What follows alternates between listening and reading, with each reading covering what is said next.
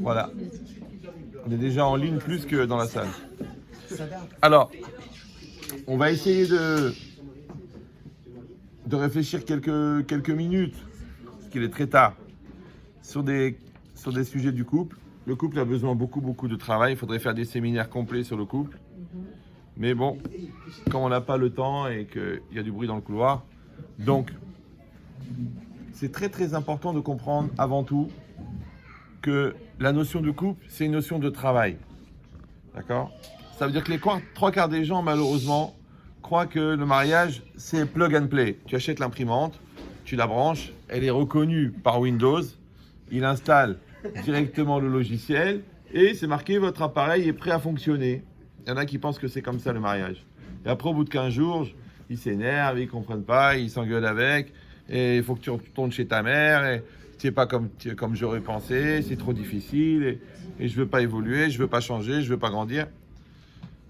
Alors il faut savoir une chose très importante, c'est que la qualité principale, d'après moi j'ai pas votre expérience, j'ai à peu près 20 000 personnes par an depuis plus de 20 ans, mais d'après moi, la mida, la qualité qu'il faut travailler le plus, en général, et particulièrement dans le couple, puisque le couple, c'est un laboratoire des midotes, ou des mauvaises midotes, ou des bonnes midotes, selon comment on l'aborde, c'est le principe de la remise en cause, la capacité à se remettre en cause. Alors je sais que vous l'avez beaucoup entendu, et vous-même vous parlez français, donc vous êtes convaincu d'avoir compris, mais je vais me permettre de réexpliquer parce que c'est la base de ce cours. Qu'est-ce que c'est la remise en cause ? Vous parlez français, oui ? Tout le monde parle français ? Au québécois, ce qui est proche du français, ouais. Donc, dans la remise en cause, il y a 3 éléments. Le premier élément, c'est la cause. La cause, c'est le principe de la causalité. En philosophie, c'est facile à comprendre. La cause qui entraîne la conséquence. D'accord ? Quand vous voyez par exemple qu'une personne, elle sort mouillée de la piscine, c'est parce que la piscine était pleine d'eau. Si elle était vide, elle serait sortie sèche. Ça va ou ça va ? Vous me dites si ça va trop vite pour vous, mais ça s'appelle la loi de causalité. Maintenant, quand j'accepte la loi de la causalité, c'est-à-dire que chaque conséquence a une cause, et c'est ça la vie, c'est des séquences, il y a des bonnes séquences et des mauvaises séquences qu'on appelle des conséquences, d'accord ? Mais en fait, c'est qu'il y a une logique de cause et d'effet, de cause et de conséquence. Maintenant, quand on est à l'extérieur et qu'on voit et la cause et la conséquence, on n'a pas de mal, parce qu'on voit le lien, c'est facile. Ah ben voilà la conséquence, ah ben voilà la cause, c'est facile, ok. Le problème, c'est plus compliqué quand on est mis en cause. Mis en cause, ça veut dire que nous sommes placés à la place de la cause. Vous me suivez ou... D'accord ? C'est-à-dire que si vous êtes croyant, et vous comprenez que la croyance, c'est pas simplement de pratiquer les mitzvot, ce qui est évident si vous êtes juif, puisque votre père déjà a 8 jours à couper court à la discussion, puisque quelque part, il vous l'a mis là, d'accord ? Donc, ça veut dire que la pratique, c'est évident pour un juif, d'accord ? La question, c'est la croyance. Alors, c'est quoi la croyance si c'est pas la pratique ? C'est d'accepter que la réalité qui est en face de moi est adaptée à moi. Donc, c'est pas par hasard si j'ai cette femme, si j'ai ce mari, pour un certain temps ou pour toujours, si mes enfants me ressemblent, si ma belle-mère, elle est comme ça, si mon parnasse, elle est comme ça, si mon corps, il est comme ça, si ma thyroïde, elle est comme ça. Il n'y a pas d'erreur, le bon Dieu est un spécialiste, il n'y a pas de hasard. Maintenant, par rapport à ça, automatiquement, je vais accepter que j'ai un travail à faire avec cette réalité. Donc, si j'ai un travail avec cette réalité, et que ma réalité, en fin de compte, ce sont les conséquences, quand moi, je suis mis en cause, donc il y a un lien entre la cause et la conséquence. Vous me suivez ou non ? Ça s'appelle en français se sentir concerné. Maintenant, normalement, le minimum, dans une situation à 100%, c'est que je suis concerné à 100% par 100% de la situation. Ça va ? Maintenant, c'est très facile en théorie, mais dans la pratique, c'est compliqué. Pourquoi ? Parce que les gens, qu'est-ce qu'ils font quand on est deux ? Quel est l'intérêt d'être deux dans une situation ? C'est qu'on peut accuser l'autre. C'est très pratique. Quand on est seul, on ne va pas s'engueuler avec soi-même. Mais quand on est deux, on peut accuser l'autre. Alors qu'en vérité, même ça, c'est faux. Parce que quand on est deux, ça veut dire que je suis concerné à 100% par au moins 50% de la situation. Parce que quand Dieu écrit une situation, maintenant que tu crois en Dieu ou tu ne crois pas en Dieu, ça ne change rien. Parce que même dans la physique quantique, une masse de molécules n'est n'est possible dans un endroit que si elle est compatible avec l'endroit dans lequel elle se trouve. C'est-à-dire que nous, on dit que Dieu, il t'a mis là, d'accord? Et eux, ils disent que tu n'es pas là par hasard, donc ça change rien, parce que tu es compatible avec une réalité qui est en face de toi.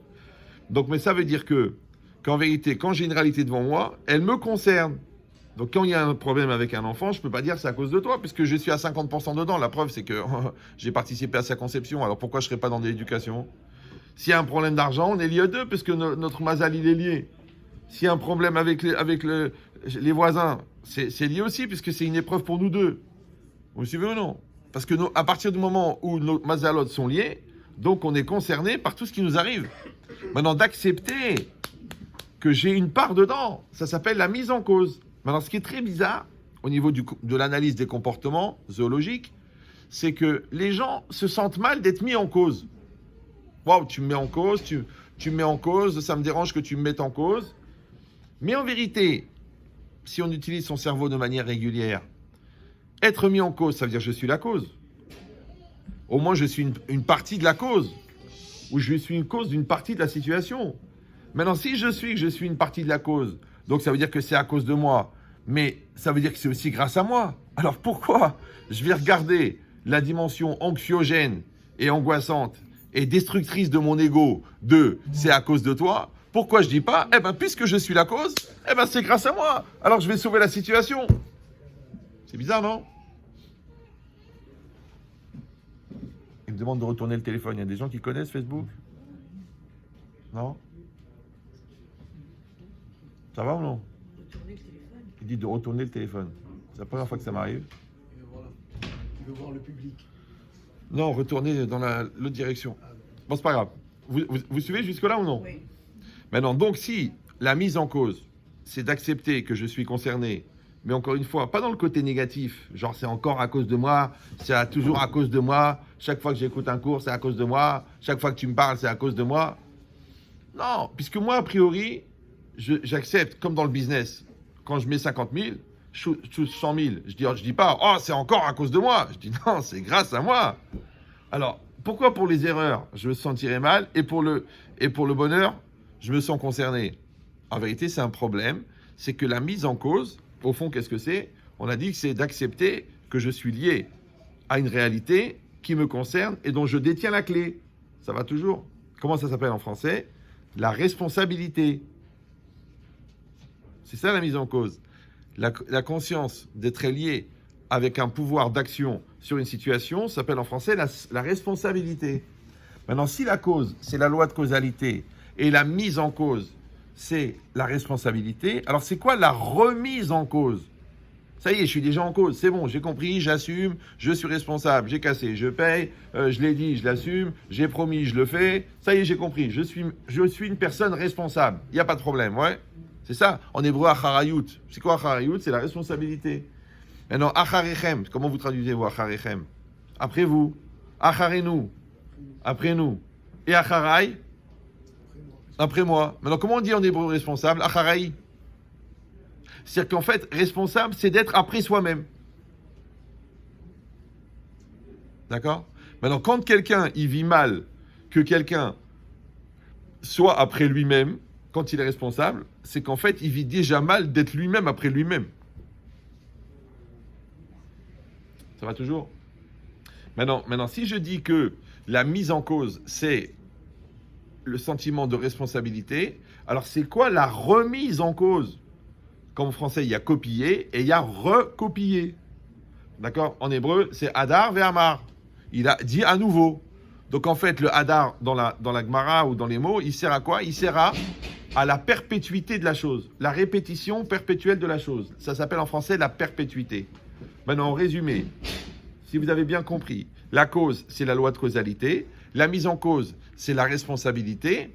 Et la remise en cause, c'est la perpétuité du sentiment de responsabilité. Ça va toujours? Maintenant, comment on appelle en français la perpétuité du sentiment de responsabilité? On l'appelle en français la maturité. La maturité, c'est la perpétuité du sentiment de responsabilité. C'est-à-dire qu'à chaque seconde, je sais que je suis responsable et je l'assume. Ça s'appelle en français la maturité. Ça va toujours? Voilà. Donc maintenant, de là, vous comprenez pourquoi est-ce que les gens immatures ont du mal à se remettre en cause.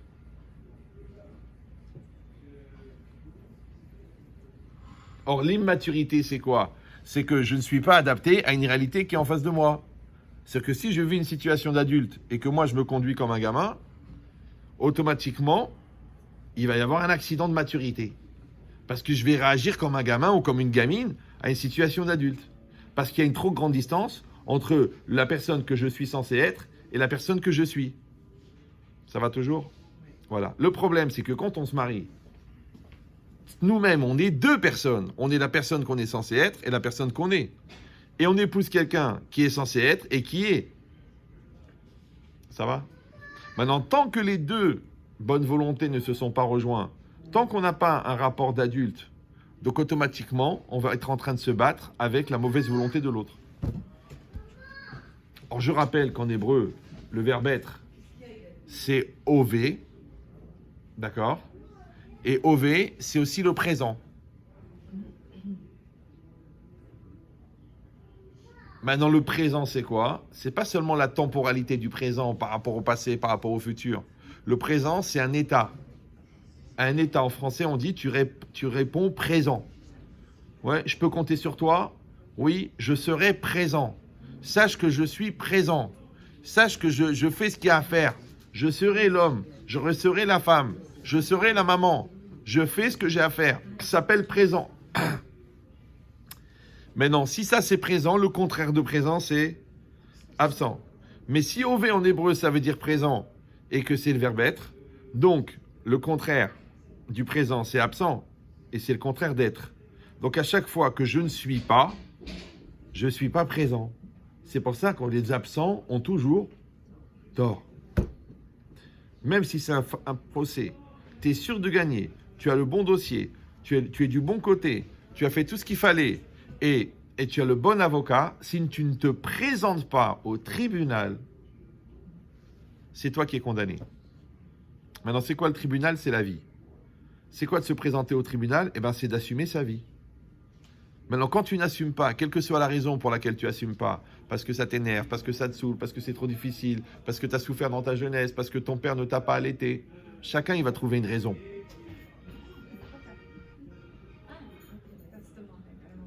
Non, je ne vais pas chanter. En vérité, on s'en contre-tape de tes raisons. La vraie question, c'est que tu ne réponds pas présent. Or, le problème, c'est que répondre présent, en français, ça s'appelle exister. Ister, c'est être, extérieur. Être à l'extérieur. Et que l'amour, et que le moteur de l'existence, c'est la volonté. Et on a expliqué dans les cours précédents, où certains d'entre vous n'étaient pas là, que la maîtrise de la volonté, en vérité, c'est la maîtrise de l'existence. Mais que quand je dis « je veux », il faut qu'il y ait un jeu qui soit là pour vouloir. Maintenant, si je n'ai pas construit mon jeu, étant donné que le vide n'existe pas dans la nature, donc quand vous avez une bouteille d'eau et vous la videz, elle se remplit d'air. Qui a mis l'air? Celui qui a enlevé l'eau. Bravo pour les présents. Celui qui a enlevé l'eau. Ça veut dire quoi? C'est-à-dire que si tu n'es pas en charge de ton jeu, sache que le Yetzirah, il va prendre ta place. Maintenant, nous, on l'appelle Yetzirah.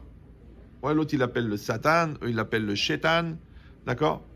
Maintenant, les psychologues, ils appellent ton côté enfant, ton côté victime, ta névrose, ta souffrance, ta peur, ton manque d'évolution, ta dimension infantile. Chacun, il l'appelle comme il veut, on s'en fout. Nous, on l'appelle Yetzirah, ça gagne du temps. Vous suivez ou non? Mais en vérité, le principe, c'est ça. C'est que si moi, je n'ai pas pris en charge ma personne pour devenir moi-même, ce qu'on appelle Ezeu Gibor Akovesh et Titzro. Maintenant, Gibor, c'est quoi? C'est fort. Et Gibor, ça vient du mot Gever. Et Gever, ça veut dire un adulte. Maintenant, Imata Gever, a Yetzirara ou Yeled. Si toi, tu es un homme, ton Yetzirah, c'est un enfant. Si toi, tu es fort, la vie, elle est facile. Imata Yeled. Si toi, tu es un enfant, la vie, elle est dure. Donc, en vérité, la vie, elle est toujours le compensatoire de ma personne. C'est-à-dire que la force du fort est dans la faiblesse du faible. La difficulté d'une situation, elle n'est pas dans la situation. Elle est dans la fragilité de la personne qui assume la situation. J'ai pas compris. Oui, s'il vous plaît. C'est pas grave. parce que j'ai peur de décevoir les gens qui ont déjà entendu, donc je monte le niveau. Mais pour vous, si c'est la première fois que vous m'écoutez, vous êtes déjà en 8e année de fac. Je traduis. Ok. C'est que la réalité, elle est en face de moi. D'accord? Maintenant, cette réalité, elle est à mon niveau, à moi. Maintenant, ce qui fait la gravité de la situation, c'est ma faiblesse à moi. Si moi je suis fort, la situation elle est faible. D'accord? Quelqu'un il vient d'apprendre qu'il a une grave maladie. Mais il prend sur lui de ne pas faire souffrir sa famille. C'est une personne très forte. Quelqu'un il vient d'apprendre qu'on lui a volé 100 euros. Et à cause de ça, il a envie de tuer le monde entier. C'est une personne très faible. Pourquoi? Parce que, encore une fois, c'est toujours une logique de compensation. D'accord? Ça veut dire qu'il y a la vie d'un côté, il y a toi de l'autre côté. Maintenant, si toi tu es léger, la vie elle est lourde. Si toi tu es lourd, la vie elle est légère. C'est comme si toi tu as fait 20 ans de Krav Maga et il y a 2 voyous qui t'attaquent. Tu rigoles. Ouais, mais si toi tu fais pipi sur toi en regardant un feuilleton, alors tu vas mourir s'ils sortent un couteau. Donc c'est toujours une logique de compensation. Le patron il abuse de toi. Maintenant toi tu es ingénieur informatique, il te dit écoute Catherine, en sortant vous faites un coup de ménage. Tu le regardes, tu dis écoutez, j'ai passé 6 ans à la fac, c'est pas pour faire le ménage. Il dit vous savez, il y a beaucoup de gens qui attendent votre place dehors. Toi, tu as 2 solutions. Ou tu baisses ton pantalon ou ta jupe dans les. Ouais. Ou tu dis non monsieur, ça se passera pas comme ça. Et je ferai appel au syndicat ou j'en sais rien. Ben, le gars, ok. En fait, c'est un bras de fer entre lui qui essaie d'exagérer et toi qui peux baisser la tête. Maintenant, tu peux baisser la tête. Tu peux dire, ouais, mais si je ne retrouve pas de boulot, et j'ai mis déjà 2 ans pour trouver ce boulot. Mais lui, il est dans un rapport de force parce qu'aujourd'hui, il demande de faire le ménage. Demain, il demande d'être la femme de ménage. Et après, il t'enlève le ménage, il reste que la femme. Mais toi, tu as une dignité, tu as une personne, tu as un kavod. C'est quoi kavod? Kavod, c'est kaved. Kaved, c'est lourd. Ouais. Maintenant, quand tu es meroubed, dette, ça veut dire que tu es une dame de kavod. Donc, quand lui il propose ça, tu lui dis, monsieur, je crois avoir mal entendu, ou tu te mets à trembler et tu fais pipi sur toi. Donc, c'est pas lui qui est fort, c'est toi qui es faible. Si tu craques, ça veut dire que c'est le faible qui donne au fort la force. Voilà. Parce que les chiens n'attaquent que les gens qui ont peur. Or, comment les chiens, ils savent que tu as peur? Parce que quand une personne a peur, elle émet une certaine sueur. Et cette sueur-là, quand le chien la sent, il sait que tu as peur. Donc, il attaque. D'accord? Maintenant, pourquoi le chien attaque les gens qui ont peur? C'est la nature du chien. Non, c'est pas une question. C'est un espace de réflexion pour ma réponse. D'accord? Le chien, écoutez bien, c'est très violent. Le chien attaque les gens qui ont peur parce que quand un chien voit qu'un homme a peur, ça lui fait peur. Et comme il a peur, il attaque. Bon, alors maintenant, l'analogie, c'est quoi? C'est que les 3/4 des gens qui sont agressifs, en vérité, c'est pour défendre la personne faible qui est en eux. Voilà. Donc, plus quelqu'un est agressif, plus ça veut dire qu'il est fragile. Plus ça veut dire qu'il n'est pas fort. Le gars dangereux, c'est le gars qui dit rien. C'est comme les gens quand ils me disent, vous savez, qu'est-ce qu'on doit faire? Il a fait une tentative de suicide. Je dis, qu'est-ce qu'il a fait? Il s'est jeté du 8e étage? Non, il a pris 24 Advil. Alors ça, c'est pas une tentative de suicide. Ça, c'est une façon de se faire remarquer. Parce que le gars qui veut mourir, il ouvre la fenêtre, il saute. Ni il parle, ni il rigole, ni rien. Il s'en va. C'est pareil. Les vrais gens violents, c'est des gens qui se lèvent, qui prennent un couteau, ils te le mettent dans la tête. Les autres, ils crient, ils cassent les murs, mais rien du tout. En vérité, c'est la terreur. Et comme tout le monde sait que la terreur est humaine, et que la force de la terreur, c'est la faiblesse du terrorisé, c'est pour ça qu'Israël ne fait aucune concession avec les terroristes. Parce que quand tu commences à baisser les mains, c'est fini. Maintenant que ça soit un enfant de 8 ans qui te fait un chantage à l'épilepsie, ouais, alors que tu sais qu'il a rien. Ou alors un homme de 38 ans qui te dit, écoute, si tu me fais vraiment confiance, dis au détective d'arrêter de faire des recherches. Pourquoi? Parce qu'il n'y a rien ou parce que l'enquête est déjà finie? Quand il te demande d'arrêter de faire des recherches, c'est qu'il reconnaît qu'il y a quelque chose. Donc en fait, ce qu'on appelle le cancer instantané, ça veut dire absorbe ma khara et fais-moi confiance. Mais non, moi je voudrais que toi, tu te dégages de ta khara et que nous, on se retrouve. Donc le faible, qu'est-ce qu'il fait? Il demande à l'autre de devenir encore plus faible. Comme ça, par contraste, lui, il donne l'impression d'être fort.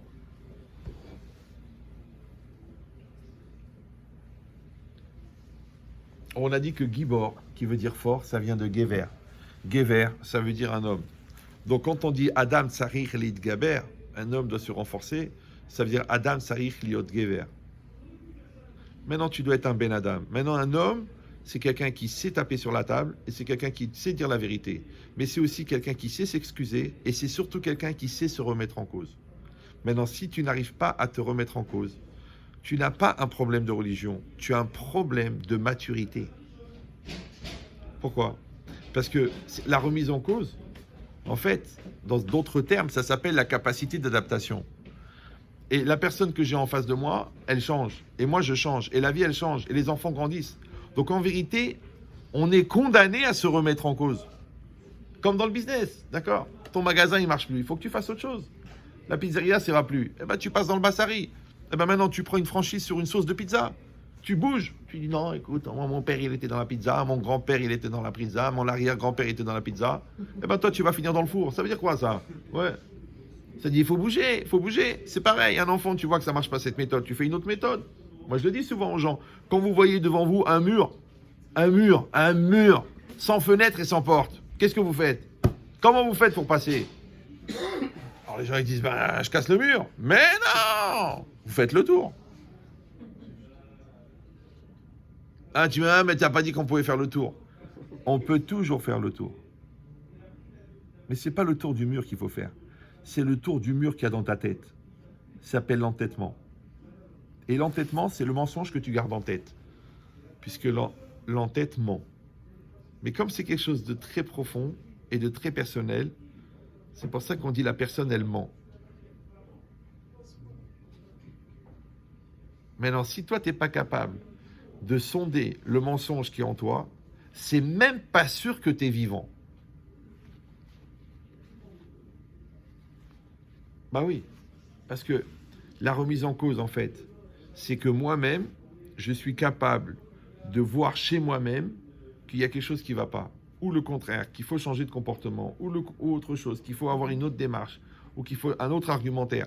Mais si je ne suis pas capable de le faire, ça veut dire que je ne suis pas assez en recul par rapport à moi-même. Par exemple, vous prenez quelqu'un qui a fait 20 ans de littérature et qui a lu 22 000 livres. Alors, il sait lire ou non ? Il sait lire ? Il a 22 000 livres, il a lu, il sait lire. Oui, c'est faux. Parce que si vous prenez le livre et vous lui collez comme ça, vous dites, allez, vas-y, lis. Il dit, non, j'arrive pas à lire. Je comprends pas, monsieur, il a un doctorat de littérature. Monsieur, soi-disant, il a lu 21 000 livres. Alors, tu peux lire le livre. Il dit, je peux pas, pourquoi ? Écoute ce qu'il dit. Écoute, je manque de recul. Voilà. Maintenant, tant que toi, tu n'es pas en auto-analyse de toi-même, ce qu'on appelle le moussard, et que tu es dans ta pulsion, tu es dans ta nature, tu es dans ton côté impulsif, tu es dans ton côté sans réflexion, tu es dans tes nerfs, tu es dans ton orgueil, dans ta lourdeur, dans ta bêtise, dans ta fuite, dans tes refuges. Donc tu n'as pas de recul, donc tu ne peux pas lire. Tu ne peux pas lire ta vie. Si quelqu'un va dire, on n'est pas forcément capable, on n'a pas forcément fait des études de psychologie, on n'a pas forcément fait 20 ans d'yeshiva, mais la preuve que c'est faux, c'est que tu le fais pour les autres. Pour les autres, tu arrives à analyser. Tu dis, celui-là, il parle pas bien à sa femme. Celle-là, elle est en train de stresser ses enfants avec ses mensonges. Celui-là, et il lui dit à son fils d'arrêter de manger, mais lui, il mange des chocolats en cachette, il est incohérent. Donc, comment ça se fait que toi, tu arrives à être l'analyse de l'autre et tu n'arrives pas avec toi-même ? C'est normal. Parce qu'avec l'autre, naturellement, tu as du recul puisque tu n'es pas l'autre. Donc, il faudrait... C'est pour ça que les gens, il faut une thérapie. Parce que comme ils n'arrivent pas à prendre du recul sur eux-mêmes, ils vont voir des gens qui vont les faire parler. Et en parlant, la parole, c'est quoi ? C'est le minimum de la projection. Et en parlant et en t'écoutant parler, tu dis, tiens, j'ai dit des choses qui sont incohérentes. Mais la vérité de payer 80 € par séance pour un truc que tu aurais pu faire tout seul avec le Messilat Yesharim, ça fait de la peine. Haram. J'ai pas dit qu'il ne faut pas payer, mais c'est dommage de payer pour rien. Surtout que des fois, tu t'en sers pour dire, j'ai fait un travail, ça n'a pas marché. Donc non seulement que ça t'a pas aidé, mais en plus, tu t'en sers d'argumentaire pour continuer dans ta psychorigidité. C'est pour ça que moi, je ne suis pas très d'accord avec la psychologie, qui n'est pas une science exacte, tout le monde le sait. Hein. Avec la psychanalyse, encore moins. Genre, tu vas fouiller dans l'arrière-grand-mère pour essayer de comprendre qu'est-ce qui s'est passé. Genre, est-ce que tu es obligé de coucher avec ta sœur pour aimer ta mère? On va rester tranquille. Parce que la psychologie, la psychanalyse, c'est comme aller fouiller le grenier. Mais dans le grenier, c'est un endroit où il y a des choses qui sont là-bas depuis 10 ans et tu les as pas ouvertes. Et de temps en temps, ça te monte la crise de dire, tiens, je vais aller ranger le grenier. Mais qu'est-ce que tu fais? Tu ouvres les malles et tu trouves des photos, des trucs, et tu te dis, non, ça fait de la peine de les jeter, et des cahiers de gratis, et ton short de petit, et ta layette pour la donner à ton petit-fils, alors que tu n'es même pas marié. Il faut savoir faire le ménage. Maintenant, ou un truc que tu n'as pas ouvert pendant 10 ans, a priori, c'est que tu n'en as pas besoin.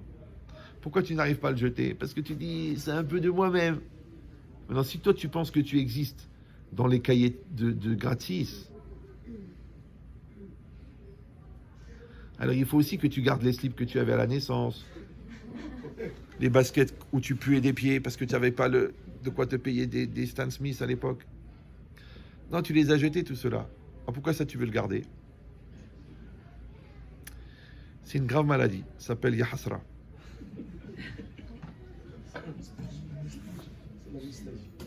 Ils ont fait même une radio exprès pour ça.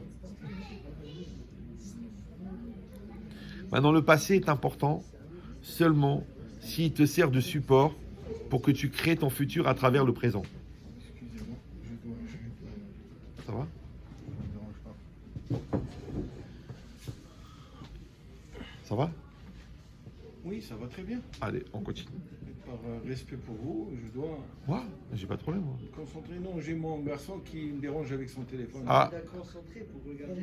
Il pas écouté. Non, il fait, c'est pas grave, c'est pas grave. On verra les cas personnels après. C'est pas grave, c'est pas grave. C'est quoi le Yetzara, qu'est-ce qu'il a été chercher? C'est fort. Oui. C'est bien, ça veut dire que c'est important ce qu'on fait. Sinon, il s'en mêlerait pas. C'est important pour moi de vous écouter. Je vous écoute, moi aussi. Je suis très honoré que vous m'écoutiez. J'ai vu que vous avez une attention spéciale et une très très bonne connexion avec votre épouse. Merci beaucoup, monsieur. Ça se voit. Donc si c'est comme ça, du coup elle a rougi. La ratex sera. Donc restez calme. Ici, ça veut dire que je sais plus de quoi je parlais. Le souffleur? Oui, l'ars. Ça veut dire que parfois, on veut se réfugier dans le présent parce qu'on veut dans le passé parce qu'on veut pas accepter le présent. On a dit que le présent, en fait, c'est une invitation à être. Parce que le présent, c'est la proposition de Dieu. Maintenant, aujourd'hui, il t'envoie quelque chose qui t'énerve. Aujourd'hui, il t'envoie quelque chose qui te fait plaisir. Là, il t'envoie un beau soleil. Là, il t'envoie de la pluie. Là, il t'envoie une coupure d'électricité. D'accord? Là, il t'envoie un gros chèque. Ouah, l'appartement, il s'est vendu avec une plus-value de 180%. Tu dis, je ne l'attendais pas du tout. Qu'est-ce que tu vas dire? Ah, dommage, j'aime pas les surprises. Tu es content. Ouais. Donc, la vie, c'est ça. La vie, c'est qu'il va y avoir des présents qui vont se présenter à moi. Maintenant, le problème, c'est est-ce que moi, je vais être présent dans ce présent ou non? Tout le jeu du Yetzirara, c'est de faire que je ne sois pas présent. Ça s'appelle Bilboul Ada'at. Maintenant, je ne vais pas être présent parce que je vais être dans le passé. Ah, à l'époque, au Maroc, les femmes, c'était autre chose. Attends, mais t'es né à Paris, de quoi tu parles? Bon. Ou alors, je vais être dans le futur. Ah, plus tard, je ferai ça. Comme dans le business, il y a des gens qui disent, bon, première année, 32 millions de dollars. Deuxième année, 44 millions de dollars. Bénéfice, 1800% par produit. 67 000 produits. 17 gammes. 24 couleurs. Tu dis, écoute, essaye d'en vendre un. Mais je ne suis pas dans les détails, moi je suis dans les projets, je suis dans le trading, moi je suis dans le développement, je suis dans le provisionnel. Essaye d'en vendre un.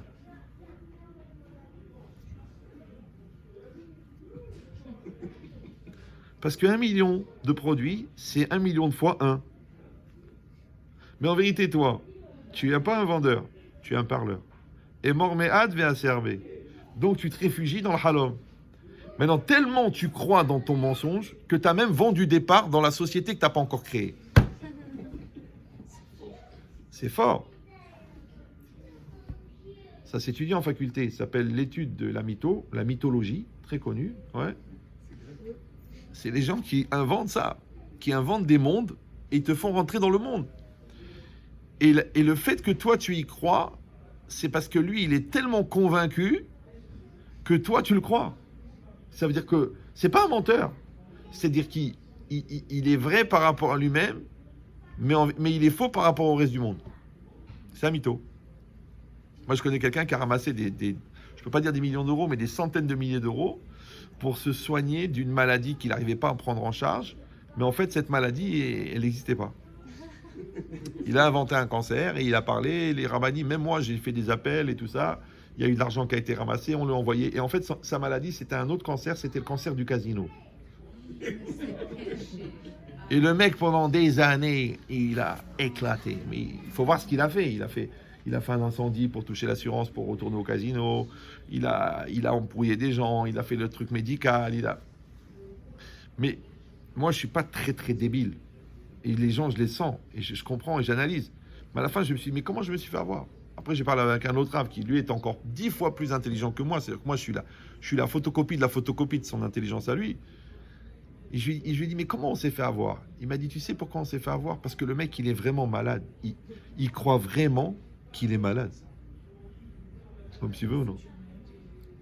Maintenant, nous, on en parle, une anecdote, tu te rends compte, le mec, il est malade. Mais nous aussi, on est malade. Par exemple, nous, quand on pense toujours qu'on a toujours raison, c'est une maladie. Quand on pense que l'autre, il a toujours tort, c'est une maladie. Quand on pense que c'est l'autre qui doit changer et pas nous, c'est une maladie. Quand on pense que c'est trop difficile de reconnaître qu'on a tort, c'est une maladie. Donc à notre niveau, on est malade. Donc il faut se soigner. Vous suivez ou non? Si vous allez dire, ah mais ça m'angoisse ce que vous dites, moi j'étais venu pour un cours sympathique, rigolo et tout. Mais ce que je vous dis, c'est que de la simcha. Puisque quand vous acceptez la maladie, c'est déjà déjà la moitié de la médication. Parce que les gens, ils attendent que les enfants, ils partent en cacahuète, ou qu'ils partent en dépression, ou que la femme, elle s'enfuit, ou que l'autre, il se pende, pour dire, bon, peut-être, j'envisage l'idée de l'ombre, d'un souvenir, d'un espace, d'une éventualité, que j'ai peut-être un petit peu tort. Mais Gabriel, t'es 50%. Et encore moi, je dis ça aux élèves. Aux élèves, je leur dis, t'es responsable à 100% de 50% de la situation. Mes enfants, moi, je leur dis, t'es responsable à 100% de 100% de la situation. Alors là, tu me dis, alors si je suis 100%, l'autre, il n'a rien à voir. Pourquoi? Parce que tu as déjà tes 50% à toi que tu es dans la situation. Mais l'autre qui est dans la situation avec toi, il te renvoie un reflet de toi-même qui est le 50% qui reste. Vous me suivez ou non? Vous me suivez ou... C'est que toi, par exemple, vous avez un problème avec un enfant. Donc toi, en tant que père, par exemple, tu as fait des erreurs. Tu as été trop dur, trop cassant, trop truc. Et ta femme, elle a fait aussi des erreurs. Maintenant, il y a une partie des erreurs de ta femme que tu es concerné, parce que comme tu l'as étouffée, elle a eu peur d'intervenir, donc tu as les 50% de toi qui a fait l'erreur, plus les 50% que tu as étouffé ta femme. Maintenant, c'est pareil pour les femmes, c'est pareil pour les hommes, c'est pareil. D'accord? Ça veut dire qu'en vérité, on est à 100%. Maintenant, encore une fois, 100%, ça peut être mal pris parce que dit alors voilà, j'ai envie de me pendre, ça y est, voilà, trouvez-moi un tabouret, j'ai une corde. Mais non, ça veut dire que je suis détenteur de la solution pour mes 50% et détenteur de la solution pour les 50% de l'autre. Donc je peux aller voir ma femme, dire écoute mon amour, j'ai réfléchi, j'ai parlé, j'ai écouté un cours de Benchetri, j'ai fait une thérapie, j'ai fait un effort sur moi, j'ai pris du recul, je voudrais que maintenant on soit partenaires, je vais arrêter de t'étouffer, j'ai compris que tes intuitions, elles sont importantes parce que c'est la facette féminine que moi, j'ai pas développée chez moi, et toi, s'il te plaît, si moi, j'ai une force d'affirmation qui vient de mon côté masculin, eh ben, je voudrais que tu continues à me faire le cavote, comme ça, la conjonction de ton intuition féminine et de mon affirmation masculine, elle va donner un seul visage à l'enfant qui sera l'équilibre. Mais Baba, réveille-toi. Tu dis, ça va arriver quand ça? Une demi-heure après la venue du Mashiach. Non, je rigole. Ça veut dire qu'on peut avoir un langage adulte. Moi, j'ai plein de gens comme ça qui m'appellent en souffrance. J'ai écouté, parlez-lui en adulte. Ah, mais vous vous rendez pas compte? Mais ça, il fait ça. Il crée des problèmes, il crée des merdes. On mélange tout. L'émotionnel, les nerfs, la crise, la famille, l'argent, le poids, la tête, la fatigue, l'orgueil, l'entêtement. Parce que c'est son travail à lui. Son travail, c'est Bilboul Adat. Rappelez-vous ce qu'il dit le Raphaïm Friedlander. Ikar, Avodat, Yetzerara, les Balbel et Tadeot. Le principal objectif du Yetzerara, c'est d'embrouiller l'esprit. La mitzvah, c'est quoi? C'est le birour. C'est de clarifier. Ouais. C'est pour ça qu'un autre, le Netivat Shalom,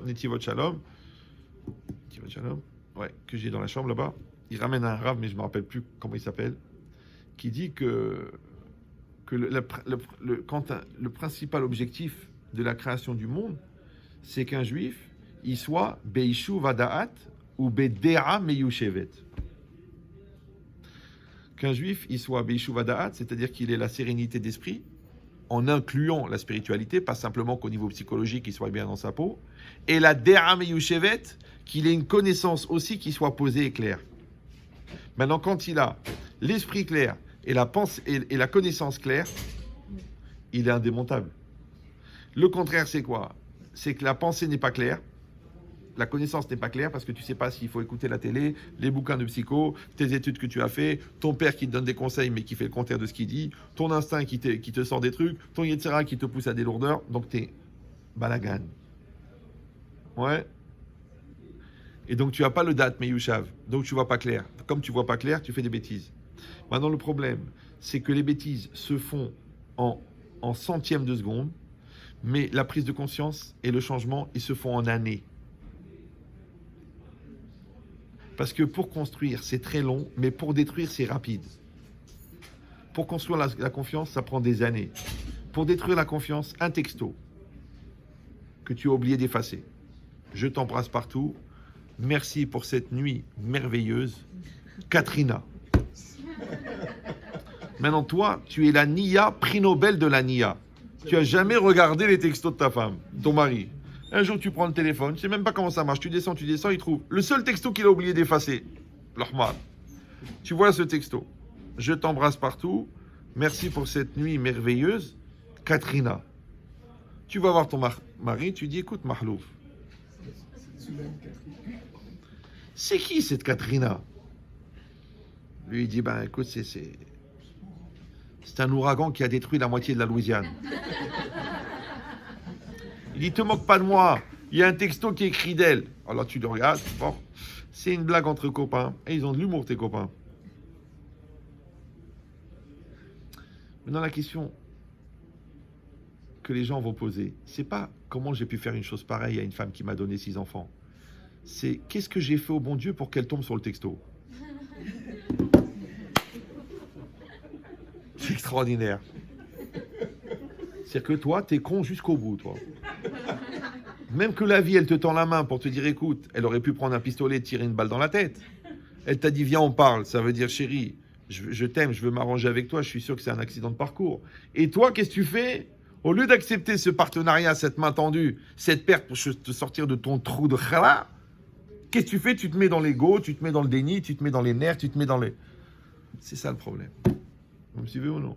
Maintenant, ce petit mensonge-là, enfin ce gros mensonge dans la situation, mais ce petit mensonge dans le déni, il va t'emmener en enfer. C'est pareil. Ouais. Toi, tu as fait 4 textos. Ton mari, il t'a pas répondu. Donc, tu es énervé. Maintenant, tu as 2 solutions. Soit il a une bonne raison, soit il n'a pas une bonne raison. Quand il va rentrer, ça va se passer en un centième de seconde. Ou tu vas lui dire, écoute chérie, dis-moi ce qui s'est passé parce que j'arrivais pas à te joindre. Ou tu vas dire, j'en ai marre. Je peux jamais te joindre. De toute façon, tu n'es pas là pour nous, tu n'es pas là pour la famille, tu n'es pas là pour les enfants, tu n'es même pas là pour toi. C'est-à-dire que tu es parti dans la révolution islamique. Tu dis, mais il n'y a rien, c'était juste 4 textos. Alors le gars, il lui dit, fais voir. 2 minutes, hein. 16h, 17h, 18h. Écoute, à 18h, je me suis rendu compte que le téléphone était déchargé. Et comme j'étais dans une très très grosse réunion, j'ai pas pu répondre. Et toi, tu t'es énervé, tu as monté la pression, tu as monté les nerfs, tu as monté la haine, tu as monté l'argumentaire. Tu as écrit les misérables sur cette histoire. 20 000 pages d'argumentaire. Tu dis, mais il n'y avait rien. Le problème, c'est que quand tu rentres, tu as 2 choix. Ou tu vas agresser la personne, ou tu vas poser la question gentiment. Si tu vas agresser, qu'est-ce qui va se passer? Ton cerveau, il va t'inventer 74 raisons pourquoi tu as eu raison d'agresser. Maintenant, le cerveau va beaucoup plus vite que la personne. D'accord? Mais tu es déjà pris dans le hachoir à viande. Tu as mis ta main dans le hachoir à viande. Vous me suivez ou non? Genre, tu avais une carte SIM, tu l'as enlevée du téléphone, elle a sauté, elle est tombée dans le hachoir à viande. Le hachoir à viande, il est en train de marcher. Qu'est-ce que tu fais? Toi, tu mets les mains pour aller chercher la carte SIM. Mais il y a bref, tu vas sortir de l'autre côté, c'est pas des boulettes, c'est tes doigts. Tu dis, mais c'est horrible. Mais c'est pareil, quand tu t'enfonces dans le mensonge, ou dans l'ego, ou dans la psychorigidité, c'est un hachoir à viande. C'est ton couple qui est en train de partir en boulette, là. Si tu as une vigilance religieuse, d'accord? Et ça, c'est les 3/4 des religieux n'ont pas cette vigilance. Hein. Ne croyez pas que ça vient avec la barbe. La barbe, ça pousse tout seul, c'est comme les mauvaises herbes. Si tu as une vigilance religieuse, avant de parler, dire attention là, attention, qu'est-ce que je vais dire là? Je vais faire une remarque désobligeante. Je vais envoyer un pic. Je vais exprimer mon manque de confiance.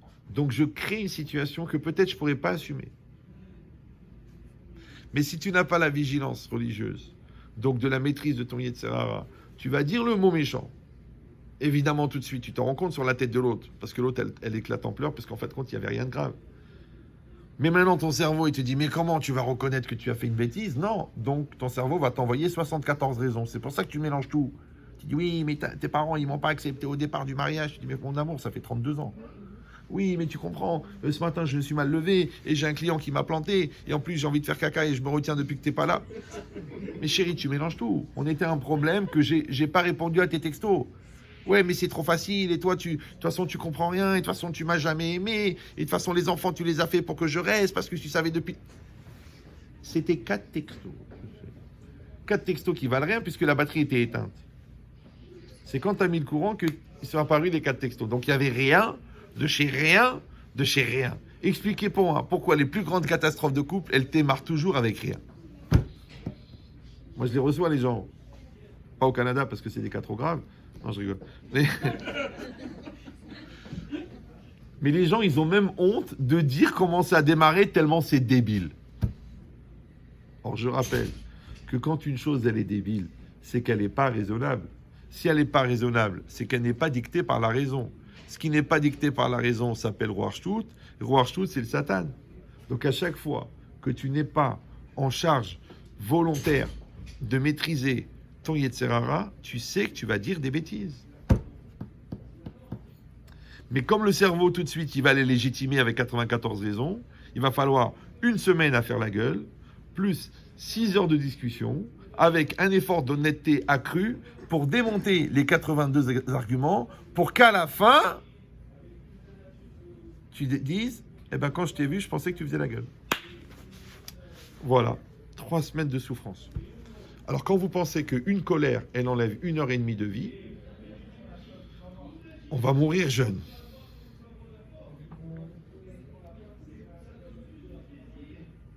Et si on faisait l'inverse? Et si on disait, mais c'est la femme de ma vie, mais c'est mon mari, c'est le père de mes enfants. Évidemment, on élimine tous les psychopathes, les malades mentaux, les furieuses, les sorcières, les méchants. On parle des gens normaux qui ont dû être... Ouais. J'étais trop loin. Donc qu'est-ce que ça veut dire? Ça veut dire que la personne, elle doit faire... Et c'est pour ça que j'ai parlé de travail. Parce qu'en fait, le couple, c'est un travail. Il faut arrêter de penser que ça marche tout seul, ou que c'est évident, ou que si ça ne marche pas, c'est qu'on n'est pas fait l'un pour l'autre. Ça, tu pourras le dire après le travail. Mais les 3/4 des gens ne travaillent pas. C'est-à-dire, ils confondent cohabiter et coexister. Cohabiter, ça veut dire tu es raisonnable, je suis raisonnable. De toute façon, j'ai pas assez d'argent pour vivre seul, toi non plus. Et puis, on a quand même des enfants en commun. Alors, écoute, pour l'instant, on reste ensemble. Et puis, on verra plus tard peut-être que l'amour va revenir. Tu sais, il y a 2 vieux, ils sont venus chez un rabbin. Mais vieux, fripés. Le rabbin, il a dit, mais quel âge avez-vous? 99 ans et ma femme 97. Ah bon? Et qu'est-ce que vous voulez? On veut divorcer. Ah bon? Mais vous voulez divorcer à 99 ans? Oui. Mais pourquoi vous voulez divorcer? Ah, je peux plus l'avoir. Bah, ça doit être lié à votre âge. Mais on s'entend pas. Il n'y a plus de neurones là-dedans. Ouais. Alors, le rabbin, il dit, écoutez, a priori, dans la Torah, il n'y a pas vraiment de limite d'âge dans le divorce. Donc, vous pouvez divorcer à 99 ans. Mais comment? Il me reste une question. Mais pourquoi vous avez attendu tellement longtemps? Alors, ils ont dit, on a attendu que les enfants, ils meurent. C'est de l'humour ashkénaze, vous pouvez pas comprendre. Eux, ça les fait rigoler. Hein. Il faut manger du hareng pendant longtemps pour comprendre. Donc, c'est quoi l'idée? C'est quoi l'idée? L'idée, c'est que les gens qui ne font pas le travail et qui ont des midotes, ils vont supporter ce qu'on appelle le réservoir de Savlanout. Ouais. Maintenant, moi, encore une fois, je l'ai lu nulle part, hein, mais j'ai remarqué ça dans mes constatations zoologiques de comportement. C'est que souvent, quand il attend que l'autre change pendant des années, le jour où la personne, d'un seul coup, elle a un éclair de maturité et sans aucun événement majeur, accepte de changer, c'est souvent parce que le réservoir de patience de l'autre est vide. Il faut écouter. Ouais, c'est pas de ma faute. Bon, je vais répéter parce que c'est un truc qui n'est pas évident. Mais je vais le faire de manière pédagogique. Quand on se marie, on a chacun un réservoir de savlanout, un réservoir de patience. Maintenant, qu'est-ce qui se passe? C'est qu'à chaque fois que l'autre génère chez toi une réaction laxative, c'est-à-dire qui te donne envie d'aller aux toilettes, pour éviter de t'énerver, tu vas puiser dans ton réservoir de savlanout. Maintenant, il y a des gens qui ne se rendent pas compte que ça fait des années que le réservoir se vide. Un jour, le réservoir, il est vide. Quand il est vide, ça ne sert à rien d'argumenter et de dire ça y est, je suis prêt à changer, et j'ai rencontré un rabbin jeune, sympathique, rigolo, qui va nous aider, et j'ai vu un thérapeute, et j'accepte que je suis bipolaire, et je vais prendre les trucs pour ma schizophrénie. Il n'y a plus de crédit. On a vidé le réservoir de savlanout. Maintenant, comment ça se fait que pitom, dans la chronologie de ta lourdeur, c'est maintenant que tu te réveilles? Alors moi, je te dis de ma constatation personnelle, c'est qu'inconsciemment, le Yetzer Hara, il t'a laissé faire le brel ou l'ahmara, tant que l'autre, il supportait. Le jour où l'autre, il n'a plus de réserve, c'est là que tu es prêt à changer. Mais baba, sur quoi tu vas faire? Il n'y a plus rien à puiser. La banque, elle te dit, monsieur, il n'y a plus de découvert, il n'y a plus de compte, il n'y a plus rien. Nous allons nous passer de votre clientèle. Tu dis, ça y est, c'est fini, j'arrête de faire des découvertes, je vais être sérieux, je vais plus faire des chèques en bois. Monsieur, c'est terminé.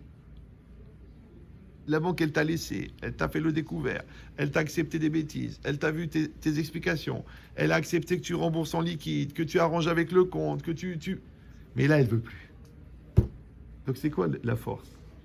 C'est qu'en fait, il faut faire des efforts quand le réservoir de patience de l'autre n'est pas vide. Mais comment ça se fait que nous, on fait le contraire? On use le réservoir, on use le réservoir, on use le réservoir. Parce qu'en fait, nous sommes des adhérents du PSG. Vous connaissez le PSG? Non, c'est des gens qui pèsent sur la gueule des autres. Tu pèses sur la gueule. Genre, t'es en retard et en plus t'engueules l'autre. D'accord? Tu demandes un truc, après tu dis qui t'a dit que c'est ça que j'ai envie. Tu oublies les choses et après tu dis que t'avais qu'à me le rappeler. Alors que c'était à toi de t'en rappeler. Ça s'appelle peser sur la gueule. Maintenant, quand tu pèses sur la gueule, sache que tu fais des ponctions violentes et conséquentes dans le réservoir de patience. Le réservoir de patience n'est pas infini. Grave erreur. Premièrement. Deuxièmement, le réservoir de patience, il faut le régénérer. Ça veut dire que quand tu puises d'un côté, parce qu'on fait tous des erreurs, tu le combles de l'autre côté. Donc gentillesse, douceur, amour, attention, finesse, intimité épanouissante, et pas seulement épanouie, d'accord? Et cadeaux, et voyages, et surprises, et finesse, et poésie, et textos sympathiques, et câlins, tout ça, ça régénère le réservoir de savlanout. Mais qu'est-ce qu'ils font les gens? Ils donnent aucune tendresse, mais ils usent le réservoir. Je rappelle, pour ceux qui n'ont pas compris, que quand la corde est très tendue, on n'a pas besoin que le couteau soit aiguisé.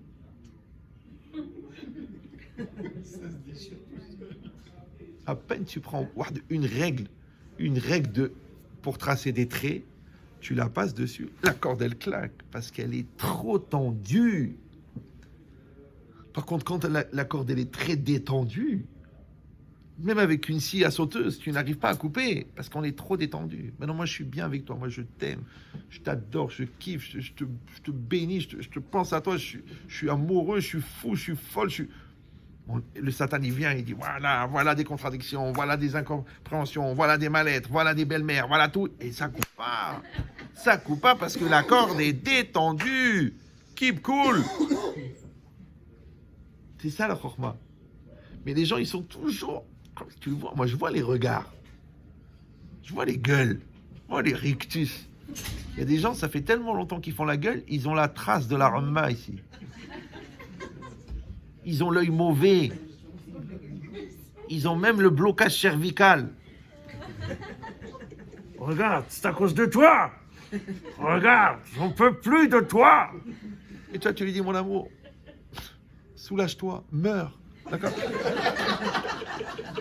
Ça veut dire que tu lui souhaites une longue vie, mais dans l'autre monde. J'exagère. Mais si peu. Donc ça veut dire quoi? Too much? Too much vrai?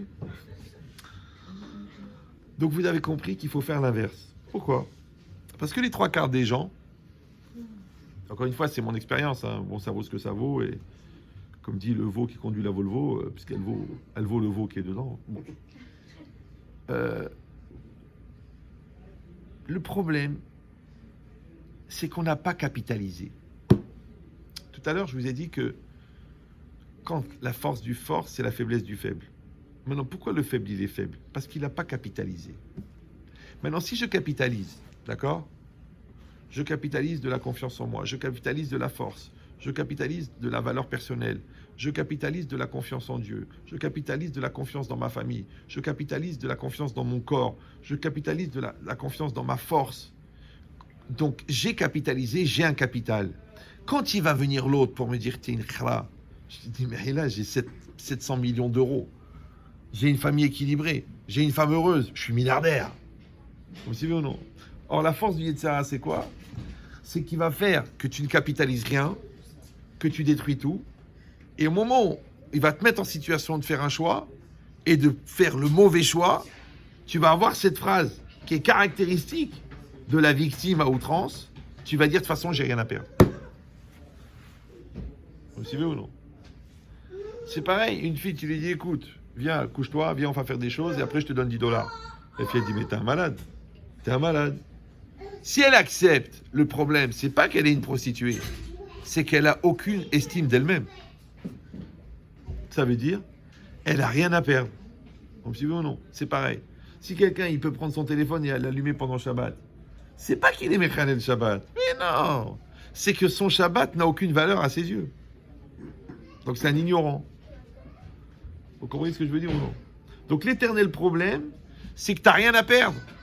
Donc celui qui n'a rien à perdre au niveau personnel, eh ben, il peut se prostituer. Celui qui n'a rien à perdre au niveau de son couple, eh ben, il peut divorcer. Celui qui n'a rien à perdre au niveau de ses enfants, eh ben, il peut les renvoyer de la maison. Parce qu'il n'a rien à perdre. Donc la chorma, c'est quoi? C'est d'avoir toujours quelque chose à perdre. Vous me suivez ou non? Si toi, tu as investi 20 ans dans la boîte, et c'est ta boîte, et tu l'as créée de rien, tu as fait maintenant, elle vaut 30 millions de dollars en bourse. Il y a un gars, il vient, allez, casse-toi, dégage chez moi le patron. 6 mois un papier, une décharge comme quoi c'est à moi. Tu dis, mais t'es fou, toi. Je vais pas te la donner, j'ai travaillé 20 ans. Mais si j'ai rien fait, je viens de rentrer, et tu me dis, allez, dégage, je te la prends, sinon je tue ta femme et tes enfants. Mais je te dis, kef, je te la signe, parce que j'ai rien dedans. Vous me suivez ou non? C'est-à-dire que la chokma, c'est d'avoir quelque chose. Maintenant, quand l'homme et la femme, pour ça, moi, les jeunes mariés, toujours, je leur dis, voilà, dès que vous sortez de la choupa, gentillesse, douceur, investissement, finesse, cadeau, poésie, savlanout, remise en cause, lutte contre la jalousie à outrance, gentillesse. Pourquoi? Parce que tu capitalises. Quand il vient, le Yetzirah, il fait un malentendu, il fait une crise. Genre, t'as pas dit Shabbat Shalom à ma mère, ça fait 3 fois qu'on va Shabbat chez tes parents. Il va venir, le Satan. Parce que la mère, elle vient. La mère. Non, elle tape sur les rochers. La mère. Ouais. Mais les rochers, c'est des rochers. Ils sont en granit. Donc, si le couple, il est fort, il va dire, tiens, regarde la proposition du Satan. 2 balles. Mais si le couple, il est en sable... Tu dis, mais je comprends pas, la dune, elle était là, maintenant elle est là. À Odon Kolo, cousin de Marco Polo, c'est pas la vague qui est forte, c'est la digue qui est fragile. Donc on est une espèce de course contre la montre. Qu'on sait qu'il y aura des obstacles, on sait qu'il y aura des guerres, on sait qu'il y aura des malentendus. Et le plus vite possible, on doit travailler, construire un capital de solidarité dans notre couple qui soit tellement fort que quand la crise elle va passer, on va la regarder en rigolant. Et ça, vous voyez ça.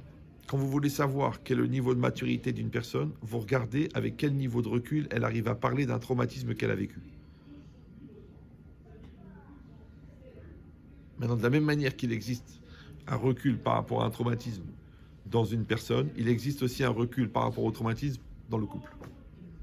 Maintenant, si le couple est solidaire, ouais, c'est pas les épreuves qui vont le séparer.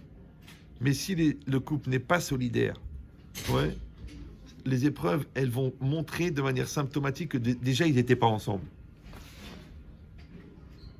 Parce que quand vous prenez deux morceaux de métal qui ne sont pas solidaires, ouais, et vous prenez un chalumeau, là, vous chauffez la surface de l'un, vous chauffez la surface de l'autre. Donc, vous allez déstabiliser les atomes. Après, vous mettez de la pression. Maintenant, il va y avoir une interpénétration des atomes. Ça s'appelle en français la soudure. La soudure, au niveau physique, c'est un phénomène. Parce que si vous avez compris la force du clou, et vous avez compris la force de la vis, et vous avez compris la force de l'écrou, ouais, que l'écrou, il tient le pont. Alors, réfléchis à la force de la soudure. C'est puissant, la soudure, ouais. Or, la soudure, c'est quoi? C'est qu'on a solidarisé les éléments. Maintenant, quand tu tires sur un, l'autre y suit, parce qu'on est solidaire. Maintenant, comment on mesure le niveau de maturité d'un couple? Par le niveau de solidarité. Est-ce qu'on est solidaire ou on n'est pas solidaire? Maintenant, si quand il y a un problème, ah bah de toute façon tu te démerdes, hein. C'est ton problème, c'est toi qui l'as fait, et bah tu te débrouilles. Peut-être c'est moi qui l'ai fait, peut-être, mais on est deux. Pourquoi t'es pas avec moi? Quand la femme elle accouche, le mari doit être malade. Quand le mari il a des soucis d'argent, la femme elle doit allumer des veilleuses pour lui. C'est normal. Quand lui il est en deuil, elle prend la moitié de son deuil. C'est comme ça la vie. Ça s'appelle la solidarité. C'est ça Ishtok et Goufo. C'est-à-dire que la femme, c'est comme le corps. Ishtok et Bitno. La femme, c'est comme le ventre. Toi, tu manges, elle grossit. Ça s'appelle la solidarité. Toi, tu gagnes, elle dépense. On fait les choses ensemble. Ouais. Non, parce que je vous vois tellement sérieux, j'ai l'impression que vous n'avez pas compris que je suis en train de rigoler. D'accord? Mais... non, le émettre, c'est la vie. Il faut aimer la vérité. Il ne faut pas la fuir. Parce que sachez qu'on est rattrapé par les choses que l'on fuit le plus. On est rattrapé en premier parce qu'on fuit. Donc il faut aimer la vérité, il faut accepter la vérité, mais il faut l'accepter avec amour. Moi, ma femme, des fois, elle m'écoute parler, elle me dit « Rien, mais t'es trop dur avec les gens, tu les tues. » Je dis « Je les tue, mais je les aime. » Parce que si je vous pousse tous au suicide dans un quart d'heure. Mais moi, je vous pousse au suicide. Mais je vous pousse au suicide de votre Yetzerara, de tuer votre mauvaise volonté, de tuer votre bêtise, de tuer votre psychorigidité et de revenir comme des adultes l'un vers l'autre et dire « Mon amour, ce soir, on fête le mariage. » C'est comme ça qu'il faut faire. Un éternel recommencement. Parce que les gens ils disent « Vous savez, j'ai tout essayé. » Qu'est-ce que tu as tout essayé, Gabriel? Ou les gens ils disent « De toute façon, on est arrivé au bon divorce. » Vous savez que les 3/4 des gens qui divorcent ne sont pas mariés. Bah oui, parce que marier des couleurs, tu prends du bleu et du jaune, ça fait du vert. Marier des circonstances, marier des opportunités, marier des personnes. Maintenant, c'est quoi le mariage? Le mariage, c'est le sacrifice nécessaire de la différence pour faire de l'unité. Mais si tu dis « je ne changerai pas, je suis comme je suis en granit », alors il n'y en a qu'une seule qui a pu t'accepter. Retourne chez ta mère.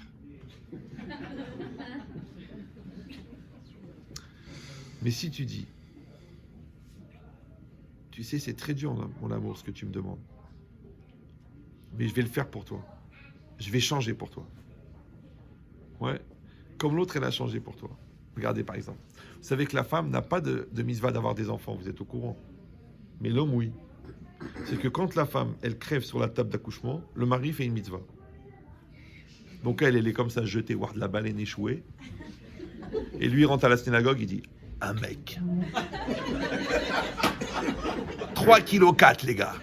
Allez-y, envoyez les dollars. Allez, envoyez les compliments parce que c'est The Star. Je dis, mais Yabrel, mais t'as rien foutu. T'as envoyé 3 mg de mayonnaise. Elle a fait tout le boulot. Elle a accouché dans la douleur. Elle fait voir les coupures, les trucs, les vergetures, le poids, les 25 kilos. Et toi, en train de frimer?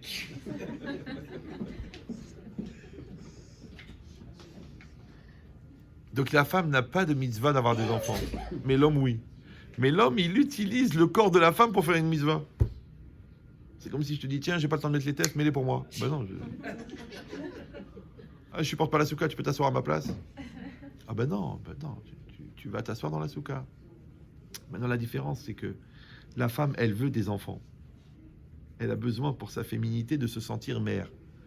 Mais le mari, lui, il veut des enfants, mais il ne faut pas que ça soit trop compliqué. C'est-à-dire le plus discret possible, si possible, des images.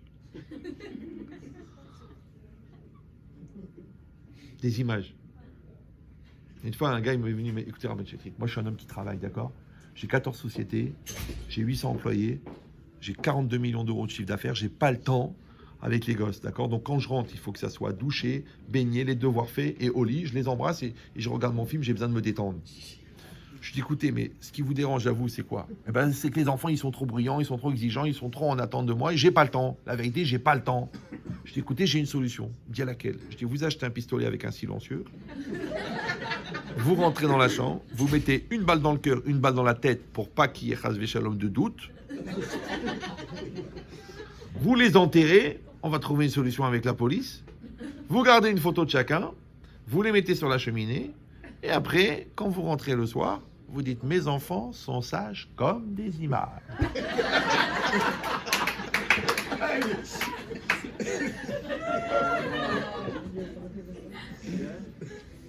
Alors, juste, par mesure de précaution, là, j'ai pas donné une halakha, là.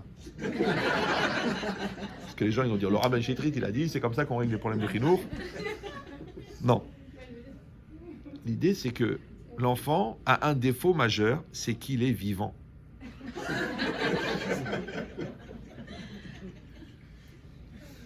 Maintenant, quand toi, tu as accepté que ta femme tombe enceinte, tu as accepté avec tous les avantages jusqu'à t'arracher les cheveux 5 ans après le mariage du petit. Ça fait partie, c'est un package. Comme quand tu te maries avec une femme, il faut que tu apprennes à aimer sa mère. Parce qu'elle, de toute façon, elle t'aimera pas. Non, je rigole. D'accord? Donc ça veut dire quoi? Ça veut dire que on est dans une logique d'acceptation. Ben, c'est exactement pareil. Quand moi, je regarde une réalité, je sais que cette réalité, elle va me poser des questionnements. Elle va me poser des problèmes. J'aurai un Yetzerara. C'est pour ça que le Satan s'appelle Satan en français.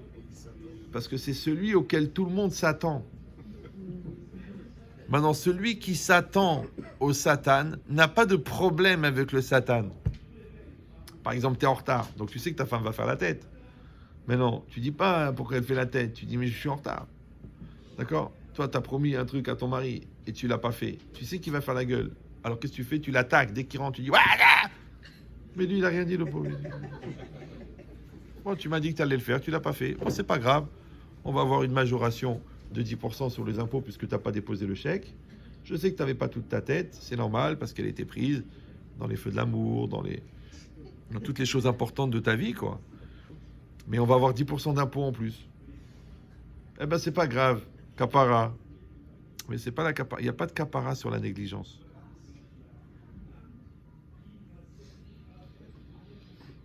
Maintenant, toi, tu dis où je m'énerve, ou je passe à autre chose.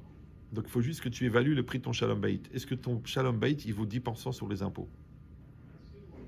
Maintenant, elle vaille que les gens, ils s'engueulent pour les impôts. Ils s'engueulent parce que l'autre, elle met du temps à se préparer pour le mariage. 3 heures dans la salle de bain. Le ravalement, elle va sortir une autre personne. Il la croise dans l'escalier, il dit « Bonjour madame, on se connaît ?» Il dit « Mais comment, tu es fou ou quoi ?» il va oublier la date d'anniversaire. Il a oublié le cadeau.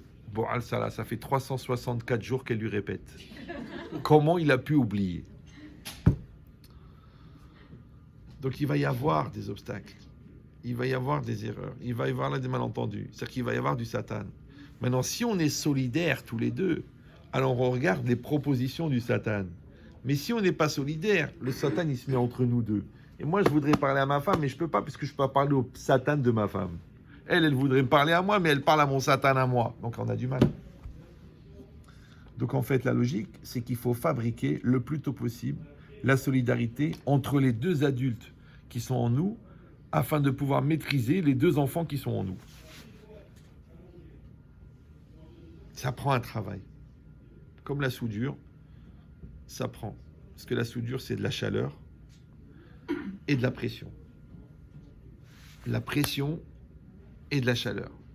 La chaleur, c'est les sentiments, c'est la bonté qui vont troubler la personne. Et la pression, c'est la rigueur dans le respect. Il n'y aura jamais de gros mots, il n'y aura jamais de violence, il n'y aura jamais de mensonge. Ça, c'est la rigueur. Maintenant, la rigueur, elle s'appelle le respect, et le chesed, il s'appelle la bonté. Maintenant, la bonté et le respect, ce sont les deux piliers du couple, comme les deux piliers de la vie. Parce que le chesed, il s'appelle rachamim, et le respect, il s'appelle din. Et le monde, il tient sur le din et le rachamim.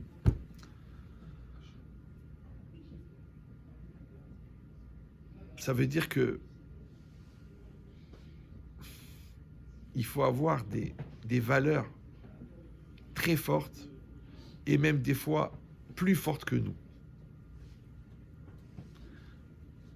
Nous, par exemple, quand on était fiancés avec ma femme, qu'Hachem la garde en bonne santé et qu'elle ne soit jamais veuve,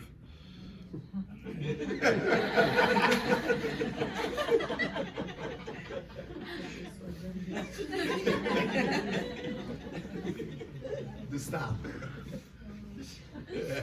pas n'importe laquelle star, la star. Alors, quand on était fiancés, on avait dit comme ça, il y aura des nerfs, il y aura des engueulades, mais on reste toujours béchalom. On coupe jamais la communication. Jamais on ment. Jamais. Les gens pour le shalom, tu mens. Genre, je veux pas la saouler, je veux pas qu'elle ait de la peine, je veux pas qu'il souffre, je veux pas lui dire les choses. Ça sert à rien. Parce qu'à la fin, tu sais même pas avec qui t'es marié. Tu sors des dossiers, des immeubles, des visages. Une femme, elle m'a dit, j'ai découvert le vrai visage de mon mari. Je sais pourquoi vous avez épousé Fantomas. D'accord. Donc, ça veut dire que, mais ces principes-là, quand on les a dit à l'époque, on était des gamins. Moi, j'avais 24 ans, ma femme, elle avait 20 ans. On était des bébés. Ouais. Mais les principes étaient forts. Et ces principes-là, ils nous ont permis de traverser des crises. Ouais. Parce qu'on a dit, écoute, je suis pas bien, t'es pas bien.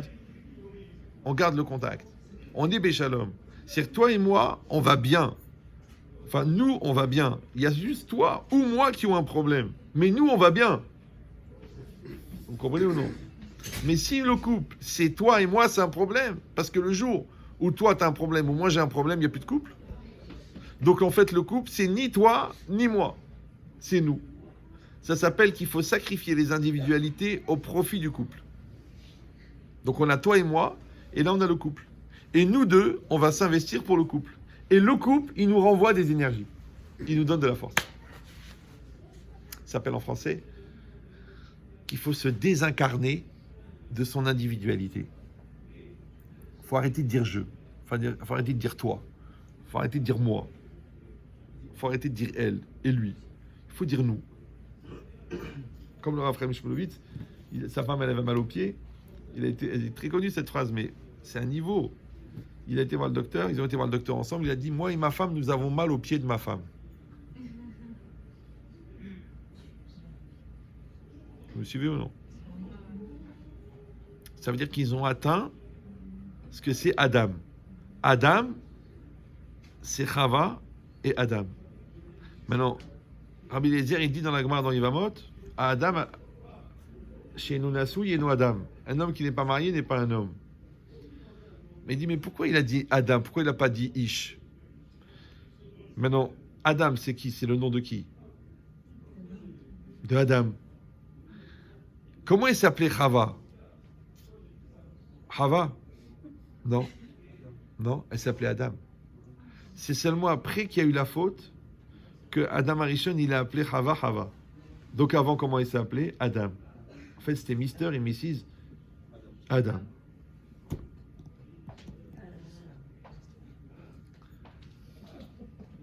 Maintenant, la faute, qu'est-ce qu'elle a fait? Elle a séparé Chava de Adam. Or, c'est comme une branche, elle n'existe pas. C'est un arbre. Maintenant, dans l'arbre, il y a la branche, mais tu ne vois pas la branche puisqu'il y a l'arbre. Donc, le couple, c'est l'arbre, et la branche, c'est la personne. Maintenant, à chaque fois que tu es méfaret, tu sépares l'individu du couple, il y a des problèmes. Ça va? Maintenant, le problème, c'est que la mise en solidarisation, elle prend du temps. D'accord? Encore une fois, c'est pas plug and play. L'imprimante, elle est reconnue. La souris, elle est reconnue. L'écran, il est reconnu. C'est pas comme ça. Ça prend du temps. C'est beaucoup de bonté, beaucoup d'amour, beaucoup de finesse, beaucoup de reconnaissance, beaucoup de prières. Des fois des pleurs, des fois des accouchements, des fois pour arriver à se marier avec son conjoint. À se marier. Tu dis, mais on était à la choupa, vous étiez témoin, vous étiez là-bas. Ça, c'est une formalité, baba. Une fois, il m'a raconté, il m'a dit, l'accouchement du 4e. Ma femme, elle accouche du 4e. Bon, ça s'est pas très bien passé. J'entendais le médecin qui parlait avec les infirmières. Je crois qu'on va la passer au bloc. Et l'enfant, il est mal placé. Il a la tête en bas ou la tête en haut, je sais plus. Il y a le cordon. Et le gars, il s'est mis une panique, il s'est mis un stress, il s'est mis à prier. Hachem, je t'en prie, ma femme, je l'aime, je l'adore. Je finis le chasse cette année. Je pense sur moi le Shabbat. Je ferme les magasins de cochons. Il y a eu un miracle. Paf, le bébé, il s'est retourné. Le cordon, il s'est truqué. Et au Hachem, l'accouchement s'est bien passé. Il a été voir sa femme, il dit, tu sais, mon amour, ça fait 12 ans qu'on est mariés. Là, on a eu l'accouchement du 4e, mais je t'ai épousé aujourd'hui. Parce qu'on était des gamins, d'accord? On avait des mots d'adultes, je t'aime, tu seras la femme de ma vie. Mais on était des kids, d'Ohma. Après, si on était religieux, les rabbins, ils ont dit, écoutez, il faut officialiser. Si on n'était pas religieux, le père qui était dans la mafia, il a dit, écoute, si tu veux pas finir dans les boulettes de viande, tu te maries avec ma fille. Du coup, on s'est mariés. Après, on était dans la mécanique, trouver la salle, trouver la truc. Après, on était trouver l'appartement. Après, la parnassa, les nerfs, le stress, la grossesse.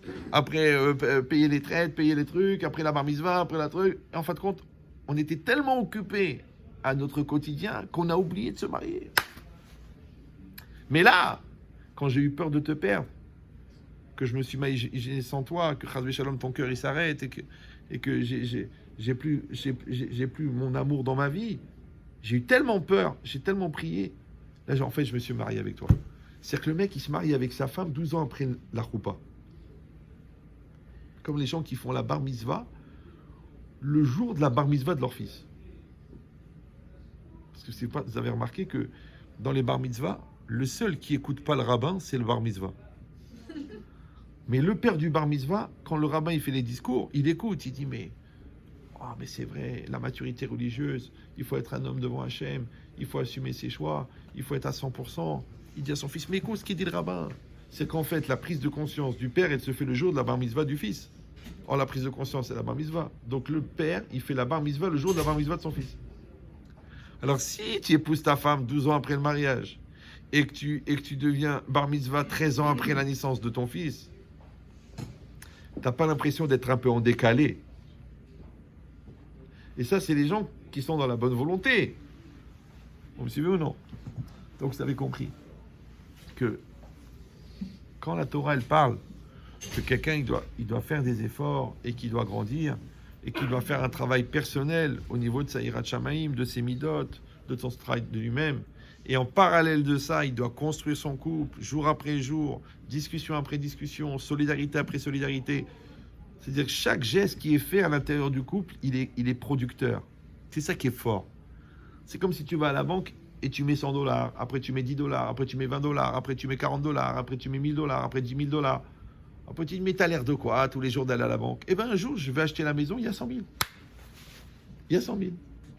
Mais toi, tu fais le contraire. Tu prends 10 $, tu dis 10 $, tu dis 20 $, tu dis 30 $, tu dis 40 $, tu dis 50 $.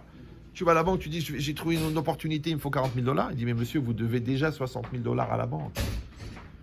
Donc tu as compris que la banque, c'est l'autre. Maintenant, si tu tires, eh ben un jour, il n'y a plus de crédit. Mais si tu donnes, le jour où il y aura un coup dur, le jour où il y aura un besoin, le jour où il y aura un choc, il y a du crédit. Donc ça passe. Maintenant, l'intelligence, c'est de régénérer le crédit. C'est ça le kavod, c'est ça le respect, c'est ça l'amour, c'est ça la finesse, c'est ça la gentillesse, c'est ça la douceur. Je sais que c'est un petit peu bisounours, parce que dis-toi, c'est pas évident, c'est pas simple, c'est pas si simple. Mais moi, je crois que les fondamentaux, dans toutes les générations, dans tous les niveaux de religiosité, et même dans tous les genres, parce que moi, j'ai plein de goy qui font le travail avec mes cours. Il m'a dit, Rav, on a fait tout le pack Shalom Bayit. Goy. Tu dis, je mets les tefilines tous les jours grâce à vous. Je dis, écoutez, je préférais que vous convertissiez d'abord.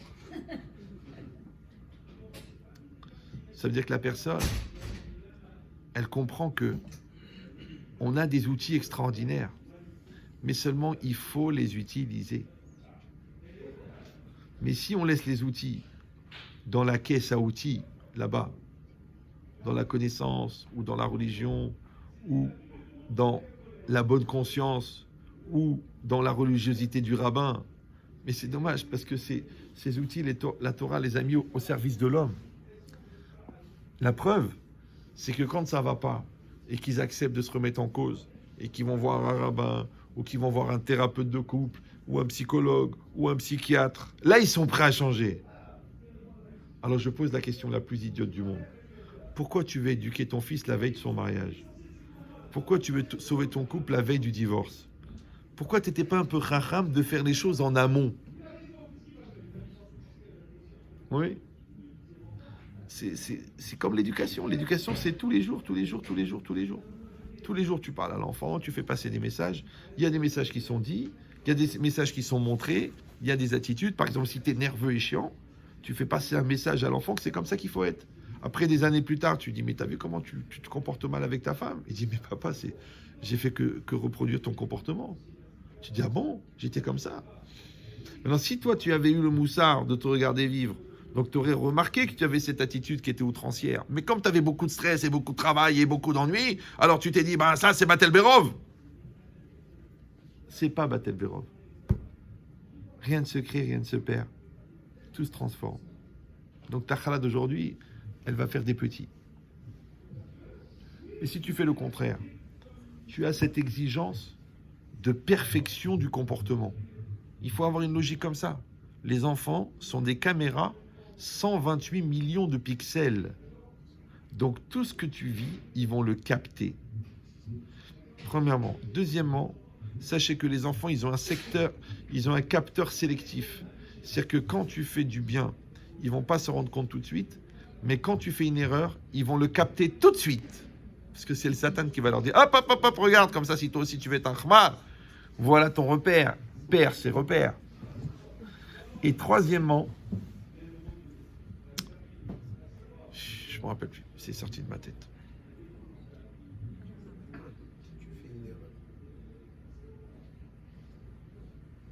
Ah oui, merci. Heureusement qu'il suit.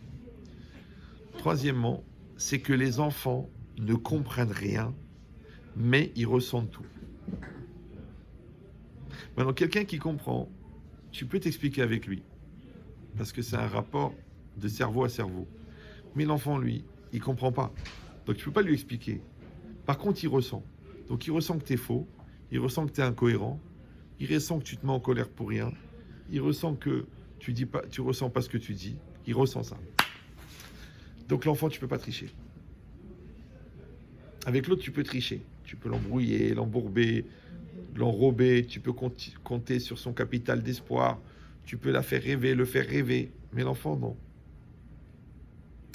Donc l'enfant, en fait, il te condamne à être adulte. Parce qu'il n'y a pas plus déstabilisant pour un enfant que de se rendre compte que ses parents sont des enfants. D'ailleurs, c'est connu, hein. Dans les dans les pensées du Rav Cousteau, si vous l'avez connu, qui était d'une grande profondeur. Cousteau. Pas Kotsko. Non, Cousteau. qui a fait la profondeur. Voilà. Il a dit, il n'y a pas plus traumatisant pour un noyé que de se rendre compte que les maîtres nageurs qui viennent pour le sauver, eux-mêmes sont en train de se noyer. C'est-à-dire que quand l'enfant, il voit que les parents, ils sont en train de se noyer dans une lourdeur, il dit alors c'est ça qu'on me propose de devenir. Par contre, quand l'enfant, il vit dans la clarté, il vit dans la confiance, il vit dans l'amour, il vit dans le respect, il vit dans la finesse, il n'a jamais entendu un gros mot, il n'a jamais vu les parents avec les nerfs, il n'a jamais vu des violences, Ras Shalom, il n'a jamais vu des cris, il n'a jamais vu des mensonges, il n'a jamais vu des tromperies, tu lui donnes le pilier de béton qui va porter toute sa vie. Ce qu'on appelle une jeunesse saine. Ça existe. Venez à la maison. Mais, donc maintenant, mais quand quelqu'un, restez calme. Je sais que vous êtes sceptique, mais il faut prendre des antiseptiques.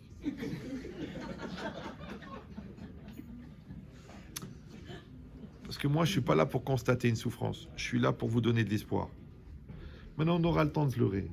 Si vous voulez, on s'assoit tous par terre, on fait Tisha B'Av, vite fait comme ça.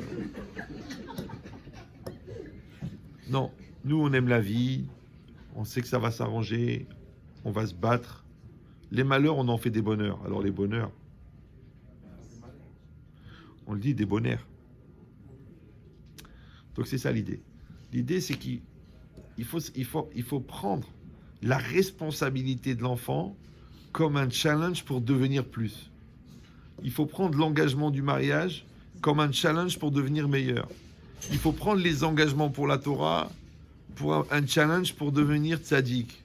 C'est-à-dire qu'on se sert des contraintes pour en faire des tremplins. Les gens, ils font le contraire. Ils se servent des contraintes pour faire des complexes. Mais Rabotai,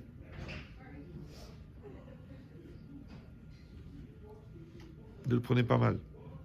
Mais on va tous mourir. On va tous mourir. Parce que les gens, Hazvé Shalom, Simsilenu, tout. Mais on va tous mourir. Même le gars que toute sa vie il était en retard, ce jour-là, il va venir à l'heure.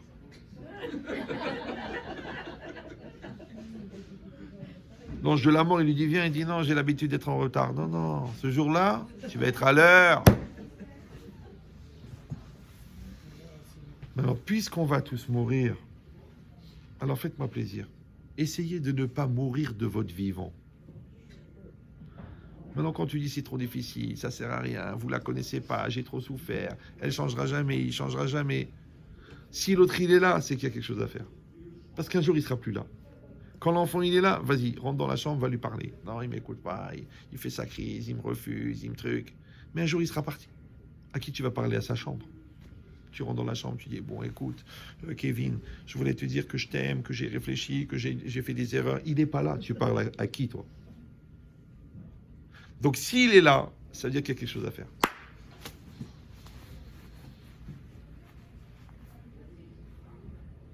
Ah, ça va ou non? Si ton mari il est là, c'est quelque chose à faire. Si ta femme elle est là, c'est quelque chose à faire. C'est ce qu'ils disent. Tant qu'il y a de la vie, il y a de l'espoir. Maintenant les gens ils traduisent ça, c'est que tant qu'il y a de la temporalité, il y a de la continuité. Mais non, ça c'est pour les enfants de 8 ans et demi. Non. Tant qu'il y a de la vie, il y a de l'espoir. Pourquoi? Il dit Rav Dessler, parce que dans la vie, on peut ou s'améliorer ou s'enfoncer. Ou tu peux devenir meilleur, ou tu peux devenir pire. Maintenant, le fait que tu sois vivant, ça prouve que tu peux devenir meilleur ou pire. D'accord?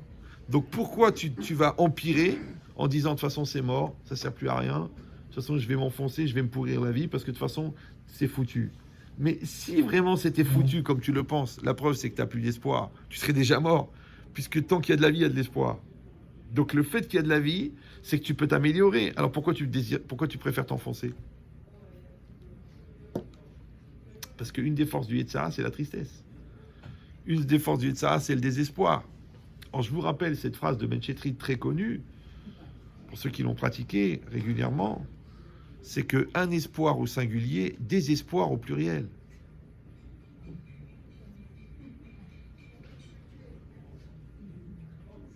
Ça a l'air d'un jeu de mots. Mais je vous dis, j'ai arrêté très jeune. L'espoir, c'est le moteur de la réalisation. Celui qui n'a pas d'espoir, il n'a pas de lendemain. Celui qui ne croit pas dans son couple n'a pas d'avenir. Celui qui ne croit pas à ses enfants, ça ne marchera pas. Donc on est condamné à espérer. Le problème, c'est que l'espoir, c'est le moteur de mon avenir, mais c'est aussi le moteur de ma réussite, mais c'est aussi le moteur de mon échec. Parce que les gens qui espèrent qu'à force d'être une victime, on va les prendre en charge, c'est leur espoir qui maintient leur dépression. Mais celui qui a compris que ça ne sert à rien de faire la victime, parce qu'au pire, tu feras pitié. Au mieux, tu feras pitié. Au pire, tu vas te suicider. Donc tu dis, je vais arrêter d'espérer dans ma souffrance. D'accord ? Or, comme l'espoir, c'est l'énergie du phénomène, donc quand tu mets l'espoir dans ton désespoir prospère.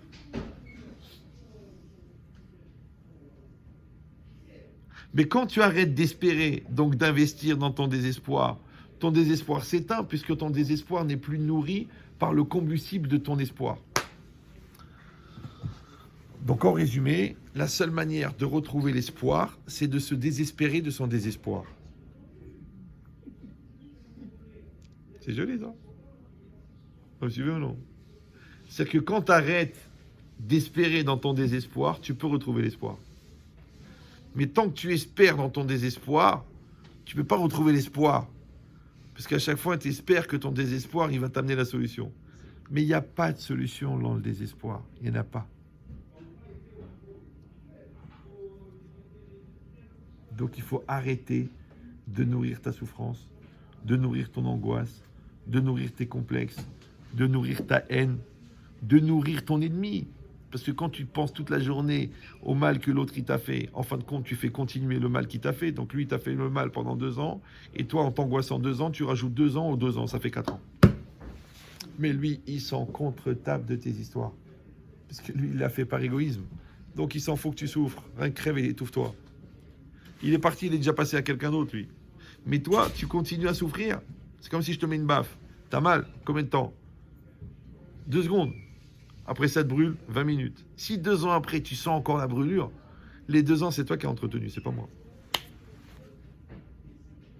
Tu t'énerves, tu passes à autre chose, tu l'écris sur une lettre, tu fais une thérapie, tu m'écris une lettre d'insulte, tu fais sortir le pu, tu passes à autre chose. Toi, tu veux pas passer à autre chose. Donc tu espères encore dans ton désespoir. Donc tu règles pas le désespoir. Premièrement. Deuxièmement, on a dit un espoir au singulier, désespoir au pluriel. Quand tu donnes un espoir à quelqu'un, il faut que cet espoir il soit suivi d'une réalisation. Maintenant, si à la place de la réalisation, tu lui donnes un nouvel espoir, le cumul des espoirs crée le désespoir. C'est ça que la Gemara dit, il ne faut jamais promettre à un enfant et ne pas lui faire. Tu lui as promis un cadeau, s'il travaille à l'école, donne-lui le cadeau. Tu dis oui, mais il a frappé sa sœur, je lui ai enlevé le cadeau. Non, pour qu'il a frappé sa sœur, tu lui mets une télécha. Mais pour le cadeau que tu lui as promis, tu donnes le cadeau. Parce que sinon, lui, il dit, tu vois, les parents ne tiennent pas leurs promesses, donc moi, j'ai le droit de mentir. C'est ce qu'elle dit la Gemara. Donc maintenant, toi, tu as un espoir. Ouais, tu donnes un espoir à l'autre. Ouais, le 10 mai, je te rends les $20 000. Maintenant, on arrive le 20 mai, le 10 mai, tu n'as pas l'argent. Qu'est-ce que tu dis ? Bon, écoute, on va attendre le mois de septembre, je te rembourse. Tu dis non, tu me donnes un nouvel espoir ? Non, donne-moi des chèques, donne-moi une voiture, donne-moi $5 000, mais ne me donne pas un nouvel espoir. Parce que le cumul des espoirs crée le désespoir. Ça va ? Ben, c'est exactement pareil.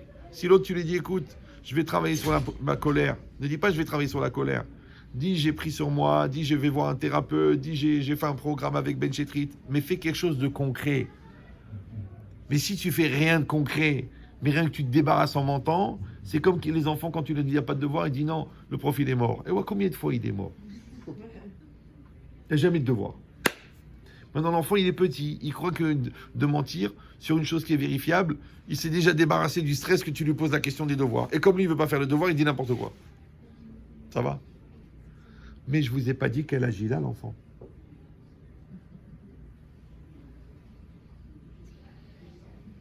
Donc si tu veux sortir de la gaminerie, il faut que tu réussisses à assumer. J'ai cassé, je paye. J'ai emprunté, je rembourse. J'ai menti, je dis la vérité. Donc, quand je vais rétablir la chose, c'est pas seulement parce qu'il y a une mitzvah qui s'appelle le Hémet, c'est aussi et surtout parce que grâce à ça, je vais passer un strat de maturité que maintenant j'assume. Si j'assume, donc je suis devenu un guéver. Comment je l'ai fait? Parce que j'ai maîtrisé mon Yetzer Hara. Ezeu Gibor, Akovesh et Titro.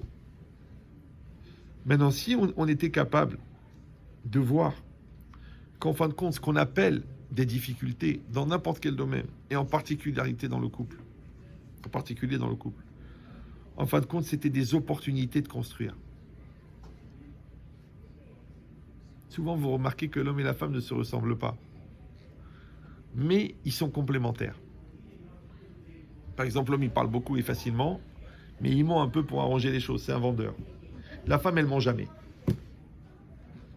Du coup, elle parle peu. Alors son mari dit, écoute, dis-moi ce qui va pas, parle-moi. Et elle, coincée. Vous savez, une corde, quand les nœuds ils sont serrés, plus tu tires, plus ça serre. Maintenant, lui, plus il parle, plus elle se coince. Donc, il n'arrive pas à parler. Il ne sait plus comment faire. Parce qu'il veut qu'elle exprime sa douleur, parce qu'il l'aime vraiment. Alors, qu'est-ce qu'il fait? Il fait un bouleversement personnel. Il lui parle vrai. Là, elle entend qu'il a arrêté de baratiner, de faire une vente, de créer une ambiance, de faire du folklore comme il fait avec ses copains. Ouais, on est là, les copains, la fête, la teuf, la truc, la rigolade, la truc, la Torah, la vie, la truc, la Rabbi Torah, Rabbi Chabad. Là, tu vois, il est en plein cinéma, là. Mais quand il se pose, il dit, écoute, j'ai réfléchi, j'ai un vrai problème, je regarde les femmes, je vais arrêter, je vais prendre ça sur moi. Là, tu entends la sincérité. Donc, il s'est bouleversé pour toi, parce qu'il t'aime vraiment. Toi, ça va faire que toi aussi, tu vas te bouleverser et tu vas te mettre à parler. Et tu vas ouvrir ton cœur. Et tu vas là, je veux te dire, mon amour, qu'en vérité, je suis très, très stressé parce que j'avais une très mauvaise image de l'intimité. Et quand ça s'est passé un petit peu pour moi de manière violente, parce que les préliminaires n'étaient pas là, je te dis la vérité, depuis le premier soir, quelque part, ça me dégoûte. Tu vois, elle a ouvert son cœur. Je dis, mais mon amour, il fallait me le dire depuis le départ. Donc, tu sais, qu'est-ce qui s'est passé? Elle a remis en cause son incapacité de parler, et toi, tu as remis en cause ta difficulté à parler vrai. Donc maintenant, tu parles vrai, et elle parle tout court. Ça va? Alors vous croyez que c'est bon, vous avez compris, vous avez réglé votre problème de couple. Mais en vérité, non. C'est parce que le bon Dieu, il savait que ce couple-là, avec les frustrations qu'il avait, il allait mettre au monde un enfant anorexique. Et l'enfant anorexique, il a besoin de parler, et de parler vrai, de sincérité. Donc, quand le père, il a remis en cause sa façon de parler faux, il a changé sa pensée, il a changé sa semence. Parce que la semence, elle est la reproduction de la pensée. Et elle, quand elle a fait un effort de lutter contre son incapacité à parler, elle a donné la force à sa semence d'être capable un jour de parler. Donc, il n'a pas besoin d'avoir un enfant anorexique pour régler le problème pour les deux. Puisque l'enfant, il a été déjà réglé au niveau de l'inné, dans le changement que les deux personnes ont fait dans leur comportement profond, qui s'est inscrit ensuite dans leur semence. Je dis, la Torah, elle est à peu près 20 000 ans d'avance sur la science. Peut-être j'exagère, peut-être 30 000. Eh oui. Bon, je sais, c'est compliqué de dire ça quand les enfants sont déjà nés, mais c'est pas grave, parce que tout ce qu'on n'a pas donné au niveau de l'inné, on peut le récupérer au niveau de l'éducation. Et ce qu'on n'a pas créé au niveau de l'enfant, t'en fais pas, le bon Dieu, il va enlever la personne qui va l'obliger à le régler. Et si lui-même n'a pas compris que l'autre, elle était là pour qu'il le règle, c'est pas grave, de toute façon, ils vont le régler ensemble avec leurs enfants. Rien ne se crée, rien ne se perd. Tout se transforme. La chose, elle est de toujours garder la bonne volonté, la lutte contre le Yetzer Hara, et travailler en profondeur pour éliminer son orgueil, sa bêtise, tout ce qui est mauvais en nous. Maintenant, quand on enlève le mauvais et qu'on développe le bien, on ne doit pas avoir peur. Mais si on entretient le mauvais et on ne développe pas le bien, je n'ai pas besoin de vous expliquer puisque vous voyez autour de vous ce qui se passe. Ça va? Donc là, ça fait 1h34 et 57 secondes que vous me subissez. Je pense qu'il y en a parmi vous qui doivent prier pour que je m'étouffe. Donc, je vais m'arrêter. Non, c'est de l'ambiance. Maintenant, comme je le dis depuis quelques années, Baruch Hashem, le bon Dieu m'a envoyé un peu de Chokhmah et j'essaye d'en faire profiter les gens. Et que c'est pour ça on a créé des outils. J'ai écrit 2 livres, que des psychologues ils me téléphonent, des coachs, ils m'appellent, ils me disent Ria, le cours sur la peur, je l'ai vendu à un patron du 440. Je ne sais pas si vous savez le 440 à Paris, ce que c'est. Bon, c'est comme le Nasdaq. C'est les très très hautes sociétés. Et c'est des coachs qui sont consultants pour des patrons de grandes sociétés françaises. Ils me disent Ria, je leur vends toute la journée du Benchetrit, mais ils ne savent pas. Je lui dis où ils sont les royalties. Bon, ça veut dire que on a mis des cours au point, on a écrit des livres, on a fait des packs Shalom Bayit, des packs éducation. Ce sont des outils avec des programmes de travail pour les parents, pour les couples. D'ailleurs, les premiers qui les ont achetés, c'est des psychologues de couple. Donc, comme moi je l'ai sorti, on le vendait 60 €. C'était le prix d'une consultation pour des couples qui vont avoir une consultation par semaine pendant 4 ans. Pour sortir à la fin, pour dire finalement, je crois qu'il ne nous a pas compris. Donc, je ne sais pas si vous sentez le prix du gaspillage. Donc, ceux qui veulent, j'ai amené avec moi un peu de livres, un peu de packs. Je sais que ce n'est pas donné, mais j'ai des goïms qui me proposent 15 000 € pour faire des formations. Mais moi, je préfère donner un truc à 60 € à un juif que d'aller faire de l'argent chez un goï. C'est un choix. Peut-être je vais renoncer, hein. Peut-être je vais penser un peu à moi, ouais. Mais pour l'instant, c'est comme ça. Premièrement. Deuxièmement, les gens qui veulent, et ça, c'est gratuit. Ça, je ne vais pas le dire sur Facebook, sinon je ne vais plus dormir la nuit. Donc, les gens qui veulent, j'ai créé des programmes de travail, parce que les cours, comme vous avez remarqué, vous avez écouté le cours là, d'accord ? Donc, vous avez remarqué que le cours, en fait, c'est pas simplement une transmission d'informations, c'est aussi un espèce de parcours psychologique qu'on fait ensemble. D'accord ? Maintenant, j'ai fait cette proposition des milliers de fois et Baruch Hashem, j'envoie à peu près 5-6 programmes par jour. Les cours, ils fonctionnent comme des séances de comportementalisme d'après les psychologues. Mais moi, j'ai eu la chance de ne pas faire d'études, d'accord ? Donc, je ne sais pas, mais c'est comme ça que ça marche. Moi, je l'ai pris du Moussard ou ils l'ont pris de Freud. Donc, je connais les cours, je connais l'impact des cours et je connais l'interaction des impacts. Donc, je fais des programmes aux gens. C'est gratuit. Les gens, ils m'envoient un email, ils me disent, voilà, j'ai telle et telle problématique. Et moi, je leur envoie un programme. Il y a les cours, c'est gratuit. Alors qu'ils devraient les payer normalement au moins 5 € le cours, mais bon, c'est gratuit.